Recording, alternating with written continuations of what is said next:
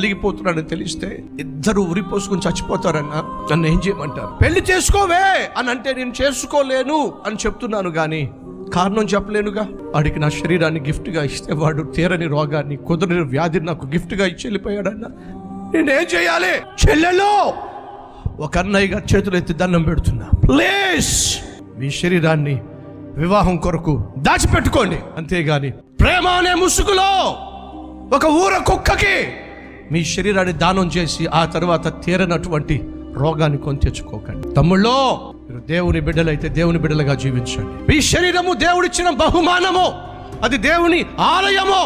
తన ఇస్సాకు వలె పవిత్రంగా కాపాడుకోండి. ఆ శరీరాన్ని బహుమానంగా నీ భార్యకు కానుకగా ఇవ్వండి. అంతేగాని ఊర కుక్కల్లాగా ఎక్కడ పడితే అక్కడ తిరిగి ఎలా పడితే అలా జీవించి ఆ తరువాత నిన్ను నమ్ముకున్న నీ భార్యకు కుదరని రోగాన్ని బహుమానంగా ఇస్తే చస్తారయ్యావాడు.